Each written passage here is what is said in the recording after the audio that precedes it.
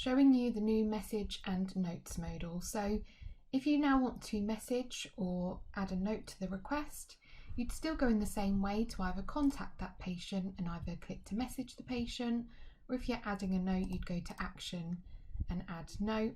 Or of course you can go from these tabs here. So if I wanted to add a note, I could go to notes and click new note. It's down to what you prefer.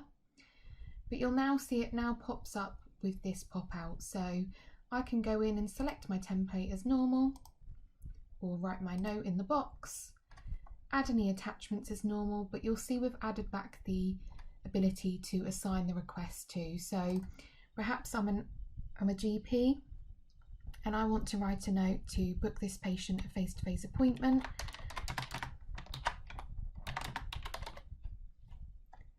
And I might want to then assign this request across to the admin team, for example. So I can send this across to the administrators, click add note, and you will see that note gets added to the request and it also gets added to the full request as normal. And if I go to my audit log, you can see it's also been assigned to the administrators group. So instead of having to do that as a separate click and having to go to action and assign to, you now have the option to add any notes and also to assign it across to the right person at that time. We then have the new message modal. So this time I'll do it from the buttons. So I'm going to contact the patient and click to message the patient. And you can see it doesn't take me off that full request, so I can still scroll down and see that request behind. So I could minimize this if I want, and that's the same with the notes and with the messages. So if I just click to action and add another note, you'll see that will pop up as well, and I can minimize that and go back to my message. So you have that option now, and I can switch to whichever one I want to do. So I'm going to write a message for this one. It's confirming with me that I am sending this to the patient. Again, I can add any templates or type in my message to the patient here. And again, I can add any attachments to that message. But now you also have the ability to add a questionnaire to that message.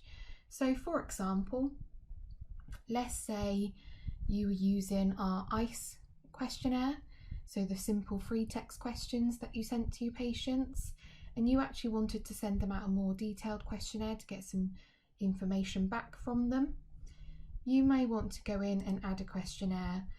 Now that can be any of the coded questionnaires, or let's say we wanted to send out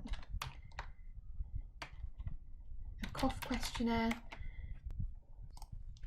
So you can go down and send them a questionnaire. So let's say, for example, their request came in and it was for depression.